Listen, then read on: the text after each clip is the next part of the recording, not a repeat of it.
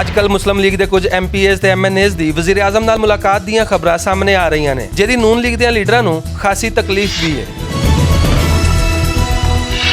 ਕਾਫ league ਵਿੱਚ forward block ਬਣਾਉਣ ਵਾਲੀ ਜਮਾਤ ਮੁਸਲਿਮ ਲੀਗ ਨੂਨ ਨੂੰ ਇਕਤਦਾਰ ਤੋਂ ਬਾਅਦ ਖੁਦ ਆਪਣੀ ਜਮਾਤ ਵਿੱਚ ਵੀ ਫਾਰਵਰਡ ਬਲਾਕ ਬਣਦਾ ਨਜ਼ਰ ਆ ਰਿਹਾ ਹੈ। ਮੁਬੈਨਾ ਤੌਰ ਤੇ ਲੀਗੀ ਅਰਕਾਨ ਅਸੈਂਬਲੀ ਦੀ ਵਜ਼ੀਰ ਆਜ਼ਮ ਨਾਲ ਮੁਲਾਕਾਤ ਵਿੱਚ ਜਨੂਬੀ ਪੰਜਾਬ ਸੂਬਾ ਮਹਾਜ਼ ਦੇ ਸਰਬਰਾਹ ਤਾਹਿਰ ਬਸ਼ੀਰ ਚੀਮਾ ਨੇ ਭਰਵਾਂ ਕਿਰਦਾਰ ਅਦਾ ਕੀਤਾ ਹੈ। ਵਜ਼ੀਰ ਆਜ਼ਮ ਨਾਲ ਮੁਲਾਕਾਤ ਕਰਨ ਵਾਲੇ ਲੀਗੀ ਅਰਕਾਨ ਅਸੈਂਬਲੀ ਵਿੱਚ ਮੁਬੈਨਾ ਤੌਰ ਤੇ ਗਿਆਸੁਦੀਨ, ਸ਼ੋਏਬ ਅਵੈਸੀ, ਅਸ਼ਰਫ ਅੰਸਾਰੀ, ਫੈਸਲ ਨਿਆਜ਼ੀ, ਗੁਲਾਮ ਕਾਸਿਮ, ਅਜ਼ਰ ਚਾਂਡੀਆ, ਗਜ਼ਨਫਰ ਲੰਗਾ, ਜਲੀਲ ਸ਼ਰਕਪੁਰੀ, ਰਿਆਜ਼ ਪੀਰਜ਼ਾਦਾ ਤੇ ਨਿਸ਼ਾਤ ਖਾਨ ਡਾਹਾ ਸ਼ਾਮਲ ਨੇ। ਹੁਣ ਤੱਕ ਸਿਰਫ 2 ਸਿਆਸਤਦਾਨਾਂ ਨੇ ਇਸ ਮੁਲਾਕਾਤ ਦੀ ਤਸਦੀਕ ਕੀਤੀ ਹੈ ਤੇ ਨਾਲ ਹੀ ਇਹ ਵੀ ਆਖਿਆ ਹੈ ਕਿ ਉਹ ਆਪਣੇ ਹਲਕੇ ਦੇ ਮਸਾਇਲ ਵਾਸਤੇ ਵਜ਼ੀਰ ਆਜ਼ਮ ਨੂੰ ਮਿਲੇ। ਹੁਣ ਕੋਈ ਜੋ ਮਰਜ਼ੀ ਆਖੇ, ਇਸ ਤਰ੍ਹਾਂ ਦੀ ਮੁਲਾਕਾਤ ਕਿਉਂ ਹੁੰਦੀ ਹੈ ਸਭ ਜਾਣਦੇ ਨੇ ਤੇ ਸਿਆਸੀ ਪੰਡਤਾਂ ਦਾ ਆਖਣਾ ਹੈ ਕਿ ਆਉਣ ਵਾਲੇ ਦਿਨਾਂ ਵਿੱਚ ਆਪੋਜੀਸ਼ਨ ਦੇ ਮਜ਼ੀਦ ਕਈ ਲੋਕ ਹਕੂਮਤ ਨਾਲ ਖਲੋਤੇ ਨਜ਼ਰ ਆ ਸਕਦੇ ਨੇ। ਅਸਗਰ ਅਲੀ, ਭੁਲੇਖਾ ਟੀਵੀ, ਲਾਹੌਰ।